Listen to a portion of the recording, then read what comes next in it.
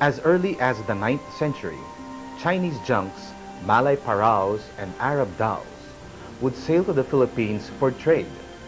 They would barter silk, iron, porcelain, and ivory for forest and marine products like pearls, beeswax, and coral. The inhabitants of the islands lived in barangays, ruled by datus or rahas. They would collect tributes from these merchant ships before they could be allowed to trade. This practice of collecting tributes was the earliest customs law of the land. Europe's craving for exotic spices fueled Spain and Portugal's exploration of the unknown world. On March 16, 1521, Magellan's expedition reached Samar. The conquistadors brought with them Christianity, European culture, and Spanish law. For 250 years, trade would be limited to the annual voyages of the galleon, which sailed between Acapulco and Manila. Manila had become the first central market of the East. From Asia, silk, porcelain, and wood traveled to Mexico and onwards to Spain. The return trip brought silver and introduced valuable flora and fauna to the Philippines. The Almohari's Pago tax, or customs proceeds, were rebated to the Philippine Treasury. The taxes were used as a situado, or subsidy, to enable the government to implement Spanish imperial policies both within and outside the islands. The Spanish colonial government instituted Spanish customs law that would be enforced for almost 250 years.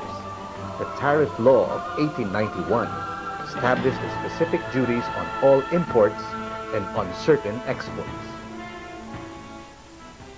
Yes, we'll rally round the flag, boys, we'll rally once again, shouting the battle cry of freedom. We will rally from the hillside, we'll gather from the plain, shouting the battle cry of freedom.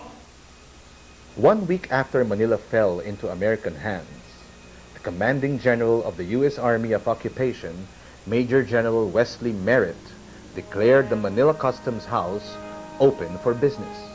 The Treaty of Paris ended the Spanish-American War. It also provided for equal tariff treatment of Spanish imports to the Philippines for 10 years. The Spanish Tariff Code of 1891 was upheld by the Americans.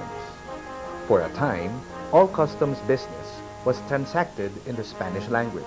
The code was later translated into English and modified into the Provisional Customs Tariff and Regulations for the Philippine Islands. Aside from its function of collecting duties, the Bureau of Customs and Immigration was tasked to control the entry and clearance of foreign vessels, the registration and licensing of domestic vessels, and the administration and enforcement of the immigration and Chinese exclusion laws. Philippine ports were ordered closed by this American-created customs office during the Filipino-American War led by General Emilio Aguinaldo. Only the entry ports of Manila, Iloilo, and Cebu remained open to commercial vessels, cleared by military authority. With the surrender of General Aguinaldo, inter-island shipping resumed. William Morgan Shuster, formerly the Deputy Customs Commissioner of Cuba, is appointed Insular Collector of Customs for the Philippines. A Coast Guard service was established in 1901 for policing the coasts and harbors. Its 6 small vessels were managed and operated by the Bureau of Customs. They would prove to be an effective deterrent to smuggling and the unlawful entry of unregistered Chinese aliens. After some time, the Americans felt that the Spanish customs laws had become inadequate. So on February 6, 1902, the Philippine Commission passed an act to constitute the Customs Service of the Philippine Archipelago and to provide for the administration thereof. The Philippine Customs Act became the basic foundation of the Philippine customs law. From 1901 to 1906, the tonnage entered in Philippine ports shows a rapid annual increase. Many new steamers make Manila a port of call, exclusive of Army transports carrying government supplies. By this time, the expenses of civil government are being met through insular revenues, with customs receipts providing the largest income. The Payne-Aldrich Tariff Act of 1909 instituted partial free trade relations between the U.S. and the Philippines. The act allowed the free entry of all U.S. goods into the country in unlimited quantities. Philippine exports, on the other hand, were restricted by specific quota limitations. These quotas on Philippine exports to the U.S. were lifted by the Underwood-Simmons Act. Although the Filipinos enjoyed the free trade relations provided by this act, they still hungered for immediate, absolute, and complete independence. If this independence came at the cost of restored U.S. tariffs, then so be it. This was a sacrifice they were willing to make. Philippine missions to the U.S. worked for the passage of the Hair Horse Cutting Act. The act provided for the creation of a Commonwealth government that would operate for 10 years during the transition to independence on July 4, 1946. Restrictive quotas would be imposed on Philippine exports of sugar, oil, and cordage bound for U.S. markets. An export tax would gradually be imposed. The Hair Horse Cutting Act was rejected by the Philippine legislature. A reincarnation of this act, the Tidings-McDuffie Act, was passed and enacted in 1934.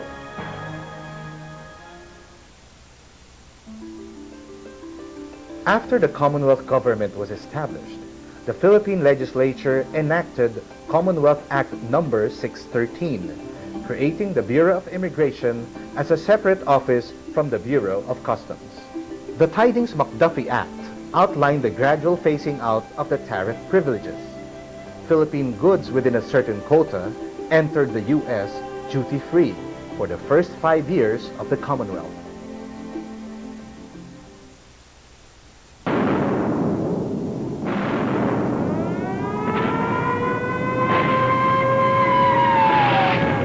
Japanese forces entered Manila on January 2, 1942. As Japanese bombers laid the port area to waste, port facilities had been rendered useless. The Bureau of Customs was combined with the Bureau of Internal Revenue, and most of the personnel dismissed. But there was really not much work to do at the port, as overseas trade had ground to a halt. Tax collection came to a full stop. The Philippines gained its independence from America on July 4, 1946. Reconstruction and rehabilitation of the country's crippled economy was a formidable task faced by the newborn Republic of the Philippines. Capital equipment was needed to reconstruct and develop the nation's farms, fisheries, mines, and factories.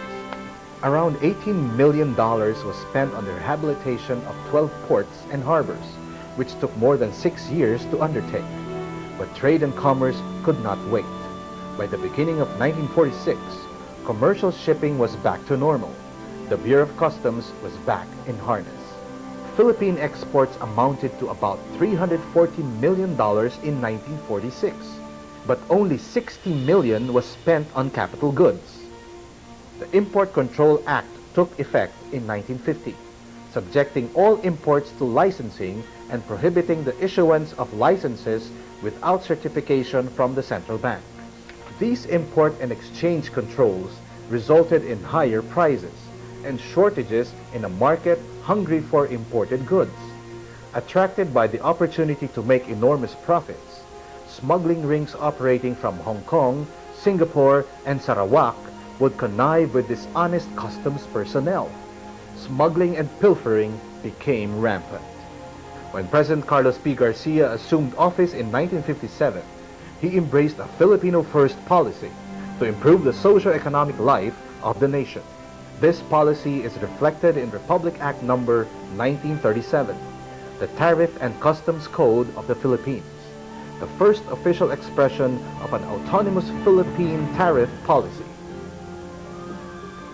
In 1966, a new method of paying duties and taxes through deferred irrevocable letters of credit was introduced. In 1972, Congress passed the law revising the Tariff and Customs Code of the Philippines. But before it could be implemented, martial law was declared. I have proclaimed martial law in accordance with the powers vested in the President by the Constitution of the Philippines. Presidential Decree Number 1 created 6 customs services under the Office of the Commissioner. Also created were the jurisdictional limits of 12 collection districts. Its principal ports and sub-ports of entry would fall under the supervision and control of the collector of the principal port of entry. Several ranking officials and employees who became notoriously undesirable were dismissed from customs service. About 10% of the Bureau's total workforce of 4,300 was removed. The basic law on which the Tariff and Customs Code of the Philippines was based was enacted sometime in 1926. It was only after 50 years, almost 50 years, that changes were made in the code. And this was done by virtue of Presidential Decree number 34, signed by President Marcos in October of 1972. In August 1973, the Philippines became a provisional member of the General Agreement on Tariffs and Trade. I served in the Bureau of Customs as the commissioner from 1977 to the end of 1985. The Bureau proposed the creation of a separate government agency to administer and manage the country's ports. The Philippine Ports Authority was created by virtue of PD number 505. And this affected the Bureau of Customs in the sense that its former responsibility of port administration as well as port development were transferred to the Philippine Ports Authority.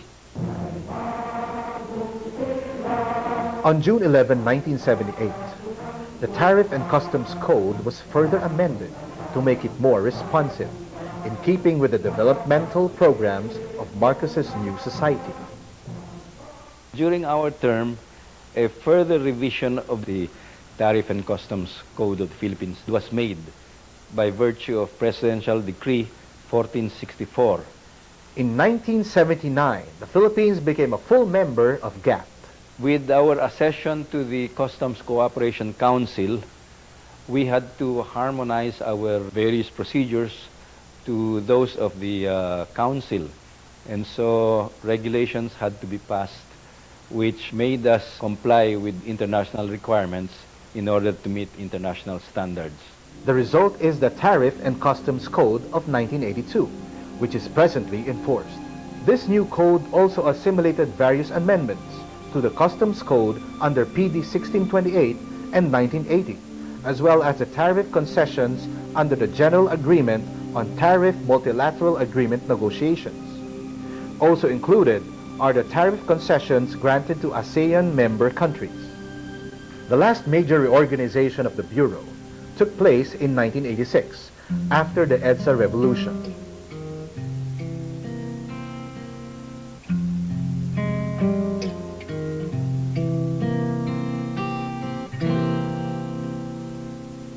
I, Corazon Cojuangco Aquino, Corazon Cojuangco Aquino, do solemnly swear do solemnly swear Executive Order Number 127 expanded the organization umbrella of the Central Office by providing offices that will monitor and coordinate the assessment and operations of the Bureau.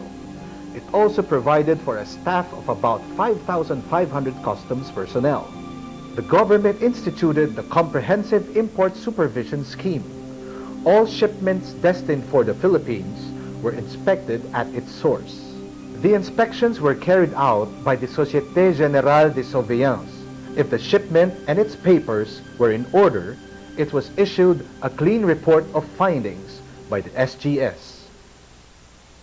The national economy was just recovering from the impact of the political instability and a series of failed coups at the time. We just finished a national election, and it provided an optimism that things are turning around. Our priorities at the time were to improve our ability to collect more duties and taxes for every shipment that arrived into the country. Well, naturally, we had to immediately plug the leakages on our revenues. We had to close down over 100 bonded warehouses that were identified as conduits for smuggling. We had to repair the collection systems through the banks because we found out that there were criminal syndicates systematically siphoning off collections that should have been made through the banking system. And we had to train our people to be able to respond to the callings of the times, and that is to collect more and to stop illegal activities in customs. A major problem was the time-consuming delays in the clearance of cargo. The Bureau's cargo clearance system then was a manual and paper-based process that involved 92 steps and required over 40 signatures on a tall stack of documents. At least 6 days were needed to complete the process. The opportunities for graft and corruption were widespread.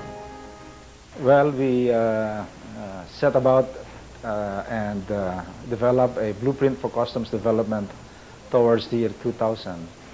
And our vision was to make the Bureau of Customs a world-class customs service by the turn of the century.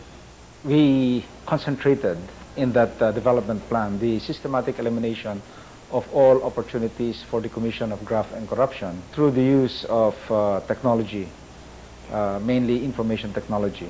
Early computerized systems were the results of cooperative efforts in 1993 between the private sector and the Bureau. These systems were developed and installed at little or no cost to the government. The Bankers Association of the Philippines and the Philippine Chamber of Commerce and Industry were just some of the private sector groups that assisted the Bureau. The assistance came in various forms. Some made available their IT people. They lent their expertise, their experience, and gave very nice advices. Still others, like PCCI, put up entry and coding centers that serve as the data capture facility for us to be able to process electronically sent declarations into the Bureau of Customs. Under the Philippine Tax Computerization Program, Asikuda software from the United Nations Conference on Trade and Development was tailored to fit the Philippine environment. Using Asikuda, core customs procedures such as import entry lodging, assessment, payment, and cargo release have been effectively automated. One major law that we were able to pass at that time is a law that allowed us to move away from having to inspect 100% of all shipments arriving in the country to a selective examination. So what we did was we went to Congress and told Congress, allow us to examine on a selective basis to focus our limited resources on those few shipments that have very high probability of violations or fraud, and at the same time allowing the majority of shipments to get out of the port at the shortest possible time. Computerization has paved the way for more convenient processing, more effective law enforcement, more efficient revenue collection, and faster movement of goods. I believe our biggest accomplishment during our 6 years tenure in the Bureau is that we were able to gain the respect of the international community. The beginning of a new millennium would bring new challenges to the Bureau. January 1, 2000 saw a shift to a new valuation system from export value to transaction value. On March 31, the Philippine contract with SGS expired, ending a 15-year dependence on the various services they offered. The contract with UNCTAD and Unisys to integrate Asikuda into the Bureau also ended in 2000. These developments forced the Bureau to become more self-reliant. The Bureau of Customs now has to rely on its own creativity and resources to move ahead. Now that the computerization project is complete, the Bureau continues to surge forward, enhancing existing systems and developing new ones to cover other aspects of customs operations. The Bureau of Customs over the last 10 years have changed substantially and substantively. This was brought about by the political will to technologically change, brought about by Commissioner Prino, together with the legal and procedural innovations pursued by Commissioner Villanueva to align our standards to global standards.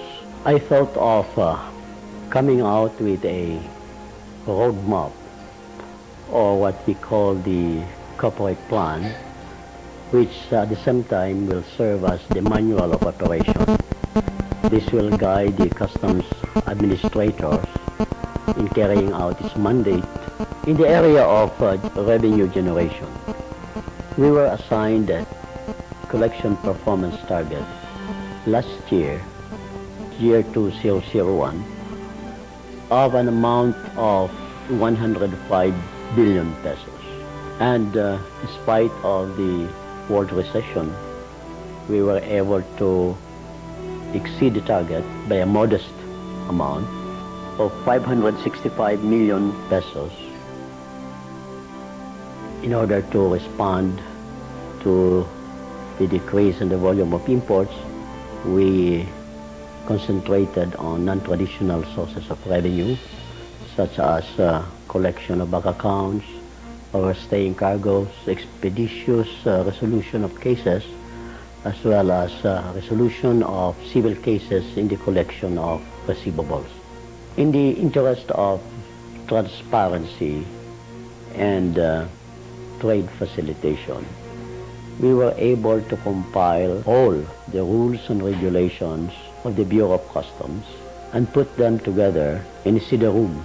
We were able to streamline and automate, through the help of former Commissioner Paraino and PESA Director General Lilia de Lima, in expediting the transshipments to PESA port purely for the benefit of the semiconductor industries that comprise more than 50% of total exports. We find the Commissioner is very knowledgeable, considering that he came from the ranks. And because of the track record and background, he has been able to provide to us the necessary support. The Air Express Operators Association is an industry that requires time-sensitive delivery of documents and parcels. It's providential that in this centennial anniversary of the Bureau of Customs, it is led by Commissioner Villanueva, who has been with the Bureau for a considerable amount of time and fully understands the needs of this industry. He has allowed, also with the Secretary of Finance, that we in the industry are able to have a weekly meeting with the customs officials to bring out problems regarding valuation of imports, which is very important, and classification, because this is where technical smuggling takes place. Our group, the Foreign Buyers Association of the Philippines, has been very satisfied for the very reason that he is very responsive in responding to our calls and to our concerns. The Super Green Lane Clearance Facility was launched in May 2000. This facility applies the principle of advanced cargo clearance using EDI facilities. The Super Green Lane allows for movement of cargoes without border inspection, and it has sped up processes for corporations that we feel are qualified. PCCI right now is running the project of Asikuda in the Bureau of Customs. I think we have about 100 people doing the project in the Bureau of Customs. Recently, we also helped out in computerizing the NAIA customs procedure through the help of the SAFE of the Semiconductor Association. The biggest problem that we had last year was that of misdeclaration of shipments, particularly on rice. And this can happen not only inside customs, but also outside customs. And so to solve this, we involved the help of other agencies such as the NFA, the Coast Guard, Navy, as well as the Philippine Ports Authority. And this is paying off because lately we have not apprehended any smuggling of rice. Under my leadership, the Bureau of Customs is determined to work for a world-class custom service that is responsive to the needs of our clients, supporting all the goals of the government, and adhering to the world's best practices in partnership with the private sector to build a dynamic organization which every one of us can be proud of.